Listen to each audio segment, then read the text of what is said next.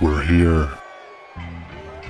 If you want to know, turn to the PriMalLow Wrestling Show with Tom Malloy, Robert Price, and your host, Rich Lopez.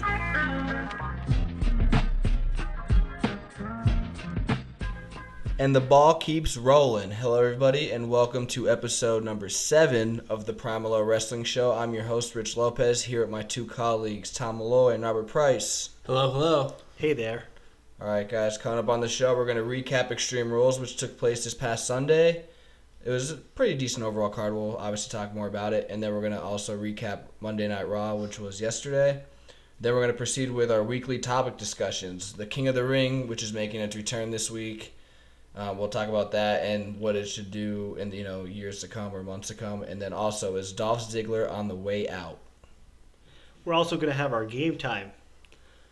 I'm going to face off with Malloy in what topic this week? We have WWE Stables, which we should know, Malloy broke the streak last week. So We're also going to have a new segment, Buy or Sell, WWE Wrestler Comparisons.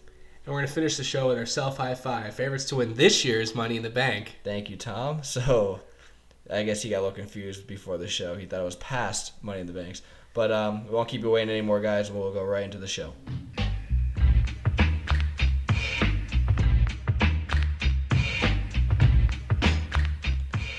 Okay, so Extreme Rules, everybody calls it pretty much a rematch of WrestleMania, or a replicated card of WrestleMania.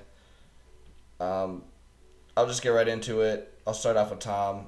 What did you guys think overall of the card or the pay-per-view? I'll give it a 6 out of 10. Okay. That's it.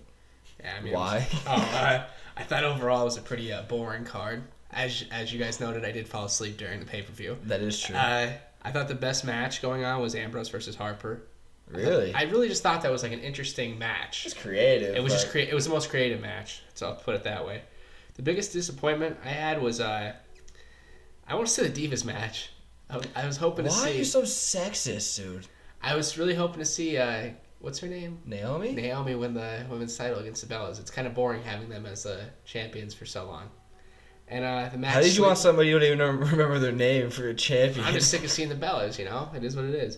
But and I think the match sleeper was that really gave me the good old KO for that evening was the Orton versus Rollins match. I thought the match was overall kind of boring.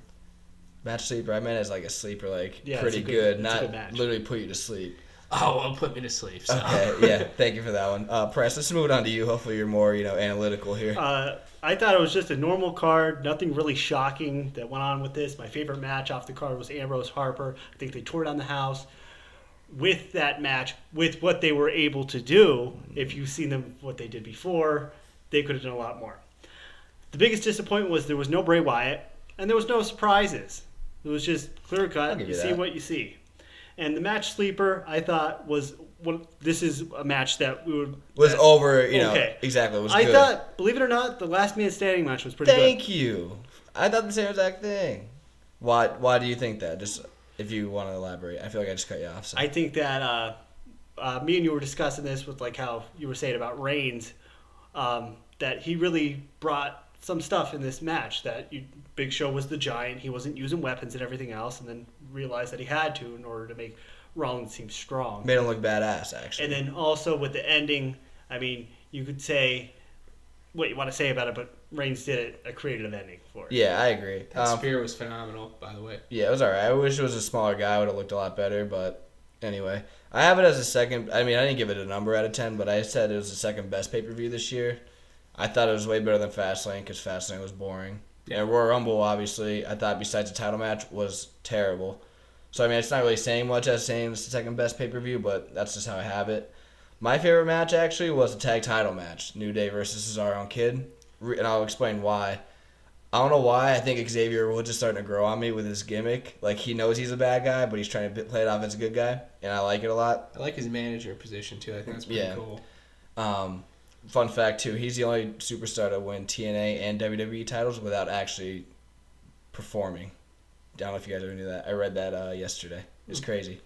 But anyway, off topic. But I did like Harper and Ambrose. However, I rewatched the match yesterday on my lunch. It was too short before they got in the car, and I thought it was even shorter when they got back. That's why I didn't put that. I like the creativity, and obviously with those two, they made it work. But I just thought it was really short in the beginning, and then it was even shorter at the end. And I feel like if they had maybe 5 or 10 more minutes before, it would have made it better. They should have had a little bit outside action too, like have the cameras follow them. Like that would have been awesome. That would have been cool if if they had a car cam or something like that. You know what I mean? That, just to make it show that they're actually fighting. Otherwise than that, it's just like, it looked like a football game. It was first half, halftime, second half. Yeah. However, that's a match that it will never live up to the bill for fans that followed Dean Ambrose and followed Harper. Exactly. I agree. But biggest disappointment, I went on a match. I mean, obviously I'm a big Bray Wyatt fan, so I was a little upset that I didn't get to see him, especially for the Ryback Bo Dallas segment. But the Russian Chain match, you really can't do anything, extravagant with that when you have to touch all 4 corners, even though I like that stipulation. However, the ending I didn't like. I just didn't, because technically John Cena's momentum stopped. I mean, he stopped going forward. He had to go sideways. It should have been stopped. We said that during the card. Yeah, we did. And then, obviously, I disagreed with you. The match sleeper for me was Roman Reigns and Big Show. I always told you with a Big Show match, that long, it's usually stale. However, Reigns took a couple big spots going over the top rope. Big Show took great spots going through the barricade and getting speared through the commentator's table. And I was actually very, very shocked that the Chicago crowd cheered Reigns that loudly.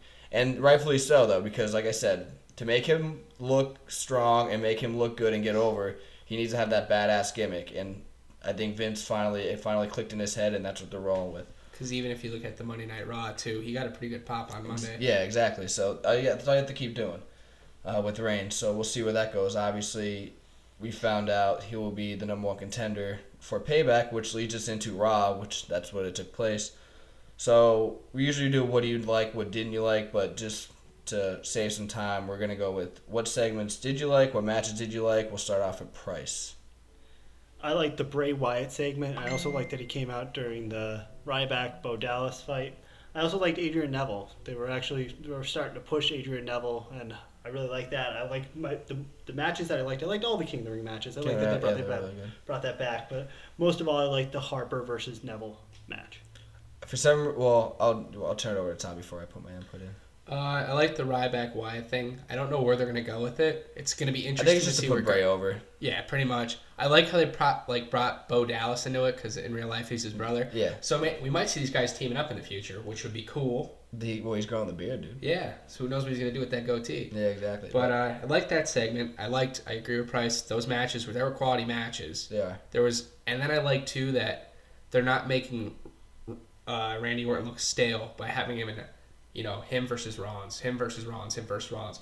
And, maybe Reigns isn't going to win the title, obviously. I don't think he is anyways. I think he's going to save it for next year. He's going to be in some good... That's going to be a good pay-per-view match. I honestly think it will be. I think so. Payback's going to be better than Extreme Rules. Anything with Orton, because Orton's a mastermind, so he knows how to, plan out matches perfectly, and obviously Rollins is good too. And like I said, Reigns is growing, so... They're not making it stale, too, like exactly. the rivalry. That's great. That is really good. It's also extending that Shield. That build-up for the Shield is even getting better. For the segments I liked, I definitely agree. Obviously, I just reiterate it. I will reiterate it. I'm a Bray Wyatt fan, so I love that segment. And then I really like the King of the Ring matches, so hopefully they continue with the matches that are hopefully they have the same standard tonight for the matches on the network. But I have 2 notes. Well, I have 2 things. It's going to be really interesting to see what they do with the Kane thing still, because we didn't get a conclusion at Extreme Rules, and Lana and Rusev. For some reason, I just didn't get why Lana came out and just started waving. Because she was just a heel 2 days ago. Do you know what I mean? They would be trying to push the Mark Merrow Sable thing again. I mean, I can see that, but I just don't understand because she was hated for so long. Sable was never hated. Do you know what I mean? Everybody wants to see her. Well, that's true. Do you know what I mean? I don't know. I guess she's obviously going to go face and Rusev is going to stay heel. But the thing that's going to kill Rusev, we're going to wrap this up, is that he needs a mouthpiece.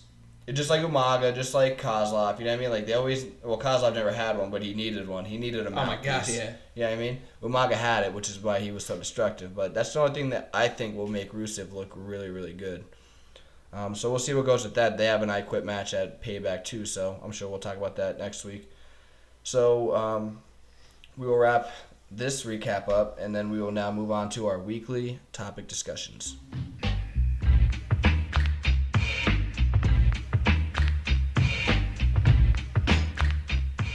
Okay, so King of the Ring, which was historically WWE's, that was one of the original. Everybody says there's a big four. It used to be a big five because King of the Ring was a yearly tradition too. And obviously they went away from that for a couple of years. Last one was in 2010, but they're bringing it back for tonight, which is the Final Four: Barrett, R-Truth, Sheamus, and Neville. You obviously see that tonight. But I just have a question regarding that. Do you think they should bring back the King of the Ring tournament as a yearly tradition? Why or why not? And then a couple more questions. If yes, what should the winner receive? And then do you like it on Raw, or do you think it should have its own pay-per-view? Like, where do you think it should be, broadcasted as? I will start with Tom. I think with the King of the Ring tournament, I think they should do it how they used to do it. Like, have, a lot more people be involved. Like, how did those people even get picked to be in the tournament? I think it honestly, I remember in 1993, I could have swore it went from 16 on Raw, the qualifying matches, then it went to 8, and the 8 were on pay-per-view. 1994, 95, I believe was like that, or 93, 94, maybe 95. I think it'd be cool you put the whole Raw roster and the guys wrestle. Dude, that would take forever. Have it go for a couple weeks. You could have, that you could have all sense. The matches on the show relevant to that, and start it the week after WrestleMania. You could have it going and replace Payback with a King of the Ring pay-per-view, which I think would be great. And then do that, and then how they used to do, that winner gets to face the champion at SummerSlam. I think that'd be a cool concept. Okay, yeah, cool. I like that. It's not bad. I'll go to Price and then I'll give my thoughts. Yeah, I think they should bring it back. It's just another way of them building mid-carders into main card players. I'm just afraid that they're going to misuse this with using a Cena or Orton or somebody that doesn't need it to have it. I think that the winner should have a match at SummerSlam or Survivor Series or Royal Rumble, one of the big four, not WrestleMania though. And I would want it as a pay-per-view, but I'm okay with it being on Raw. It's still great. You like it? Okay, so for me, you just said Payback, and actually, since you said that, I agree with that. However, for me, I have definitely do it every year, but I say start from the Payback pay-per-view right after, that Monday. Do the 8 participants or 16, and then extend it for 2, an extra week or 2. Because you can even do it on SmackDown and Superstars with how the WWE Network is. That's true too, yeah. But I actually don't mind it exclusively on the network because it brings in viewers. Yeah. And then for me, I have the winner should receive a title shot at Money in the Bank, because I always say I think Money in the Bank is. I've always said this. I don't think I ever said on the podcast. I think Money in the Bank is the closest thing to a King of the Ring. Yeah. You have said that before. You know what I mean? Because you win that and you pretty much get your title shot. It's just that it's whenever. You don't get it at SummerSlam. So I think that winner of the King of the Ring should go to Money in the Bank, face the title, and then whoever was, you know how it is. Money in the Bank this year is probably going to have all the participants that already had a title shot this past year. And then when you think of it too, what are you going to do with these guys who win? Whoever wins the King of the Ring, I mean, they're all lower mid-carders or middle mid-carders. That's what I'm saying. So just give them a title shot, Money in the Bank, and then you can start. They're going to go back to mid-card level because they're probably going to lose at Money in the Bank, and then everybody's safe, and then you can build the rivalries till SummerSlam. The only person that can make sense even winning the King of the Ring would be, I think, Bad News Barrett. Yeah, I'd say Barrett or Sheamus right now, but I would personally like to see Neville or Barrett. Actually, I'm a big Barrett fan. So, but if Neville wins, where are you gonna? That's what I'm saying. So just give him it to Money in the Bank. He'll lose, so Ron keeps his title, and he builds a rivalry with whoever till SummerSlam. It just saves it. And plus, I'm a big fan. I'm just gonna wrap real quick. I'm a big fan of the 96, 97 era, where there's a new number one contender every week. Every month, I'm sorry, at a pay-per-view. It was a different number one contender, and I love that. Keeps because it it's more fresh. fair. Exactly. And you're building more people up. Exactly. Everybody's getting more groomed for the bigger spot. So that's why I say that another person who just got eliminated last night in the King of the Ring tournament was Dolph Ziggler, who also had an embarrassing moment, humiliating moment at Extreme Rules. He's been teasing on Twitter that he might be leaving WWE. I heard he has a couple months left on his contract. Maybe that's why. But do you think his days in WWE are numbered? Where do you think he'll go if he does leave? And do you think he will have? Do you think WWE will, hurt if he does lose? I'll start with Price. I think he will lose. I think he will. You think he will leave. lose? Yes, I think he's going to leave. He's going to be on the roster as a mid-carder for the rest of his career. I think he sees that Injuries. Yep. now, with all the injuries and everything else. I think when he does leave, he's going to go to the Indies. He sees what other wrestlers who were kept at that mid-card level, what they were able to do, and they're making about the same amount of money wrestling for the WWE. Really? Yeah, with Yeah. appearances and appearing and wrestling all over the place. That's cool. Or else he would go to comedy, or go to comedy. I don't know why you go to comedy. He does his stand-up shows. Maybe He's make a actually few not that cameos. Really? Yeah, maybe make a few cameos in TV or movies.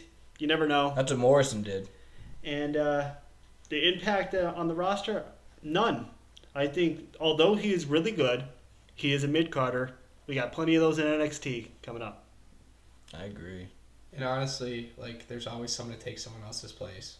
He wouldn't be missed for too long. No, I agree. For me, I just have great talent. I think he's a better heel than face. He'll probably just go to another wrestling promotion. I'm probably gonna think TNA because Look at the treatment Drew McIntyre's getting. that's why Jesus. that's why I said that. This because he'll get the big push, and then when it comes to the roster, he would not be missed whatsoever because the mid card is it's so stacked right now. It's not even funny, and I always say like if you want like say Dolph would to leave like tonight, all you need to do if you wanted to fill him in immediately would put Balor in. Yep. It's the same wrestling style. Not exactly to a T, but it's aerial stuff like that. But that's just how I feel. We'll see where he goes after his contract's up. Will he stay? Should I stay or should I go? I think he's going to go. But we will move on to my favorite part of the show right now. It's game time. Will Tom Malloy go on a 2-game win streak, I should say, or will Price redeem his loss from last week? Time to play the game. Time to play the game. All right, the time has come. Will there be redemption for Price or another victory for Malloy? We're going to start it up right now. Today's topics are WWE Stables. So we're going to start off with number 1. Which diva was a member of the Right to Censor? Price. Oh, sorry. A. Tori Wilson. B. Ivory. C. Jacqueline. Price. You already had your hand up. Ivory. Correct. There you go. Starting off strong. Trying to get that redemption. All right, boys, for you to start up. Number 2. When formed in 1997, which member of the Hart Foundation had no relation to Bret Hart? A. Brian Pillman. B. Jim Neidhart. C. British Bulldog. Brian Pillman. All right. 1-1. Here we go. Question number 3, Price. How many WWE champions came out of Ted DiBiase's $1 Million Corporation? A1, B2, C3.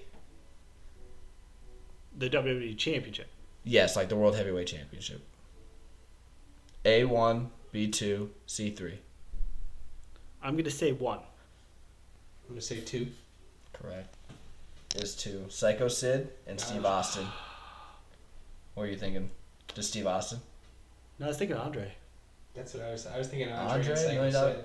Andre was a part of it. No, it was $1 Million Corporation. Yeah, he was. No, he wasn't. Yeah, he was. That wasn't even a corporation. That was a tag team. Oh, I'm sorry. $1 Million Corporation was in the 90s. Because I thought Andre won the title and then gave it to the $1 Million. Yeah, It wasn't a that's what I thought corporation too. though. It was just he just hired Andre to get it and Okay, gave him the alright. title. I don't know why you're arguing. You won, dude. You got that. You got that question. Sorry, Price. It's 2-1, dude. You're scared. Why are you looking at my paper? I'm not looking at That's the what I paper. realized you were looking at. All right. Anyway, number 4. Who's Which- this question to? This is to Tom, right? Yeah. Which WWE legend played Golga using the oddities? He wore a mask, always carried the Cartman around. Mhm. Who played him? A. Typhoon, B. King Kong Bundy, C. Earthquake. I'm gonna say Typhoon. Earthquake. It is 2-2. You're 2 to thinking 2. Of the Shockmaster. Yeah, you want to think of the Shockmaster, definitely. All right, here we go. This is for Price. Hopefully you get this because I know you like this guy a lot. Who controlled the corporate ministry? A. Vince McMahon, B. Undertaker, C. Shane McMahon. Be smart about it. Vince McMahon. Look at him. What was he? Do you remember what he was called, though? What was what? You're He was already- a greater power. There you go. I was going to put that in there, but I was like, that's just too ridiculous. All right, Tom, you need this bad, man. Number 6. Upon their debut on Raw, how many members were in the original Nexus? Remember, on Raw, the debut of Raw, how many were there?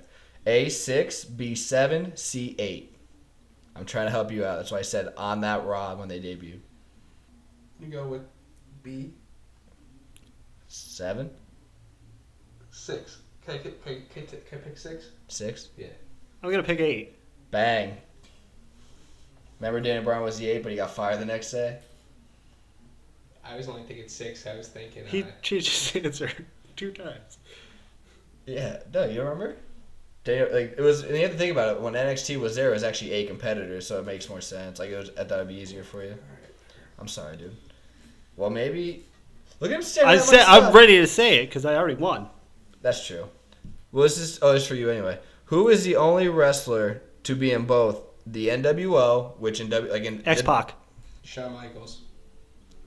Hold on, NWO and D-Generation X. NWO as in the WCW version. The WCW version. Go ahead. A, Kevin Nash. B, Big Show. C, X-Pac. Is it X-Pac? Yes. Yes. Price has redeemed his loss, and he is now what? 6-1. 6-1. There we go. There's always next week, Malloy.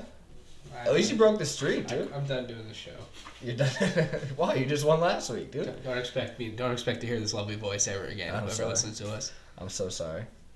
All right, so that's over with. I quit. Price redeemed his loss, and now we're going to move on to our new segment, which is buy or sell.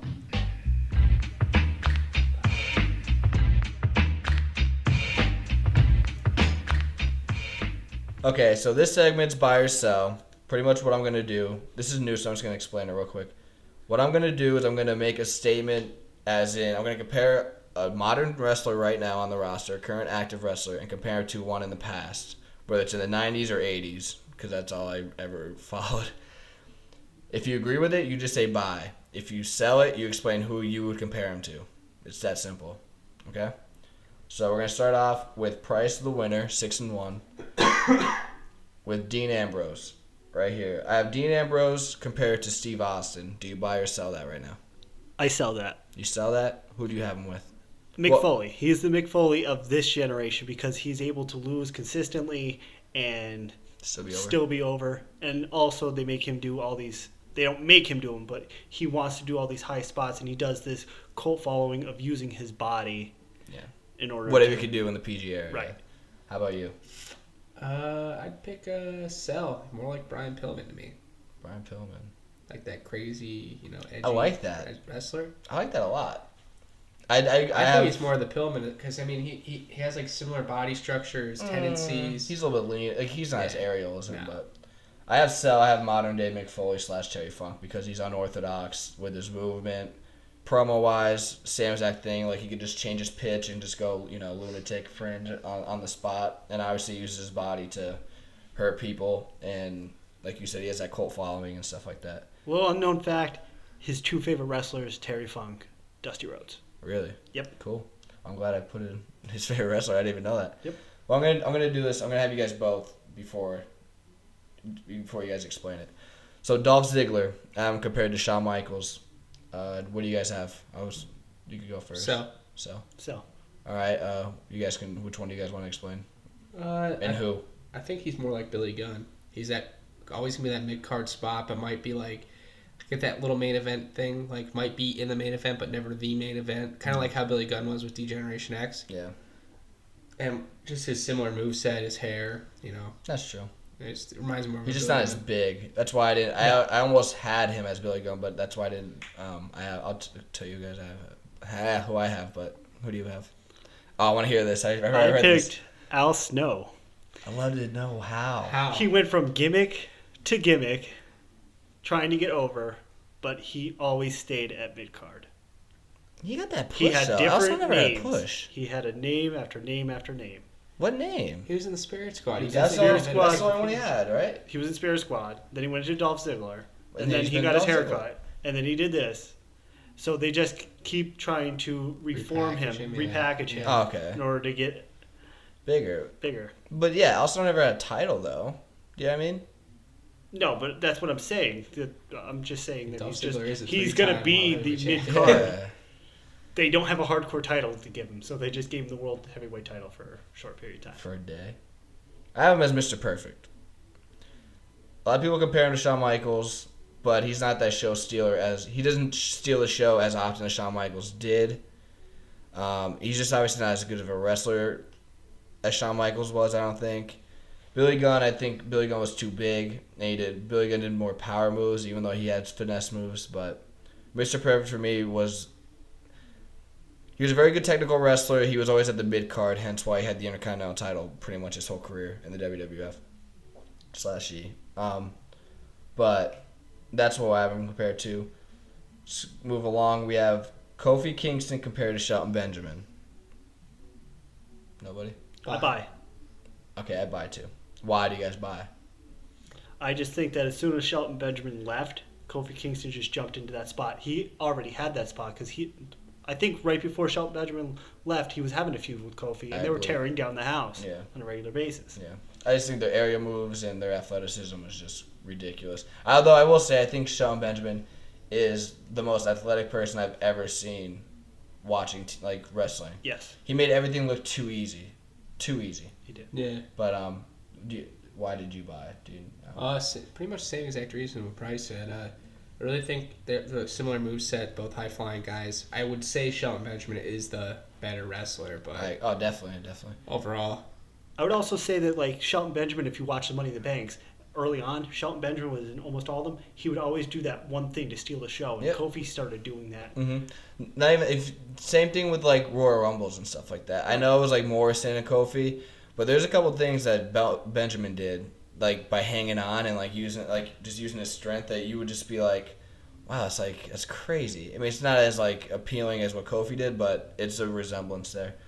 Last one, Roman Reigns compared to Batista. Buy or sell? I'm going to buy. Okay. Bye.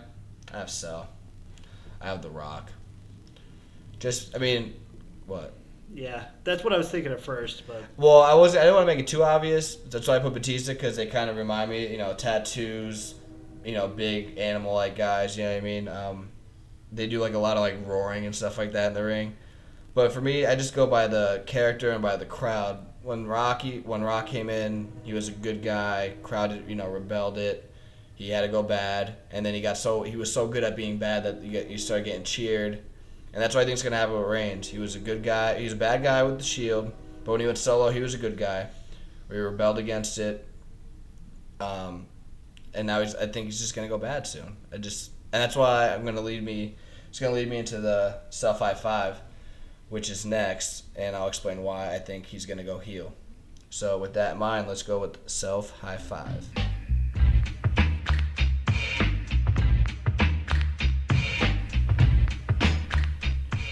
All right, so I just want to start off early. It's 2 months away, but this year's Money in the Bank, I'm going to do it now and then in 4 weeks just to see if our list changes at all. Our favorites to win this year's Money in the Bank. We're going to go start off with Tom. All right, my top five, I'm going 5-1, would be Reigns, Rollins, Neville, Wyatt, or Ambrose. I have one question. Why do you have Rollins? I could see him losing the belt To Orton? sooner rather the than same later. night. Okay. The same night, and then That would be really cool. Putting himself in that match. Kane could do that. Triple H could do that. That'd be really cool. Okay, 2 consecutive years in a row. All right, cool. I just wanted to make sure. I like that logic a lot, especially with his character of opportunity. Price, how about you? 5-1. Harper, Neville, Ryback, Bray Wyatt, Ambrose. Do you guys want? I forgot. I'm sorry, Molly. Do you want to explain any of those? I usually always say that. I mean, I know you explain. Only one I really want to explain besides Rollins would probably be Ambrose, because a lot of dirt sheets and stuff I've been reading, they're saying that it's gonna be the summer of Ambrose, so I could see it starting right there, winning the Money in the Bank, cashing in at SummerSlam, or just having a great match at SummerSlam and then cashing in at WrestleMania. There you go.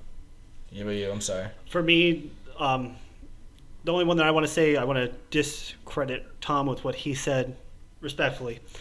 Just because I don't read the dirt sheets, but I just know that from last year when he was in the Money in the Bank, everybody wanted him to win. He was doing amazing things with Rollins. So either way, one of them was going to win. Even Ambrose left with that crazy suplex, and then he came back. Yeah. So I think with just pushing him, he's the only one in the Shield that didn't get that major push yet, and I think he's going to get it. Okay. For me, this is 5-1. I have Bray, Bad News Barrett, Sheamus, Dean Ambrose, and Reigns. I really don't want to put Wyatt in there, but I feel like he's going to be in that match because he's so popular. I don't think he's going to win. That's why I have him at 5, because just like The Undertaker, he never needed a title or a briefcase to give him what, you know what I mean? Like, he's the new face of fear. He doesn't need something. Huh? Yeah, he doesn't need anything like that. He already has it, I feel like. Bad News Barrett and Sheamus, I just put them in there because I feel like they're on the brink of main event level, I guess, because they've already held the mid-card titles for as long as they could to be legitimate. I mean, Sheamus was even a WWE champion and a World Heavyweight champion. So. Exactly. For me, I think it's just pretty much like pick your poison between Reigns and Ambrose. I think they're the two, favorites going in, no matter who you ask. I think Ambrose he's already over with the crowd, so he doesn't need the briefcase now. For me, I have Reigns going because finally he's over with the crowd. And obviously Vince already has that green light in his head to give him, an opportunity to get the title at any point. But this is what I mean by going heel. I said to somebody I work with today who's a wrestling fan, I always feel the Money in the Bank is a heel title. Yeah. It's a heel thing. Every heel is ever either the heels win the Money in the Bank briefcase, or the face wins and then they go heel once they cash it in. Right. Unless you're John Cena. Unless you're John Cena, Rob Van Dam did it one time, but I'm saying if you do the probability, I think it's Rob Van Dam, John Cena, and CM Punk's first cash in where he was a face and he's remained face. Because the second time when he cashed in, he was face and then went heel. You have to have that heel kind of mindset to have the Money in the Bank because of the options that you have. You can just cash it in when your opponent is weak, beaten down, as opposed to John Cena. I'm going to cash it in on you next week. Exactly. And that I'm prepared for John Cena to wrestle me. Exactly. So that's even RVD did the same thing. That's what I'm saying. And he could, even if he was a heel, which he was supposed to be, it was at ECW One Night Stand, so he was going to be a face. Do you know what I mean? Yeah. So that's just the way I look at it. And I think that's when Reigns is going to go heel. That's just my mindset. I definitely wouldn't be upset if Ambrose won, though.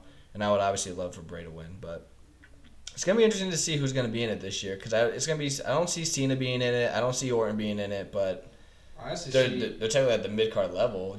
Maybe Rusev. I don't know who's going to be in it. Rusev. It would be interesting to see. So we're going to wrap that up on that note.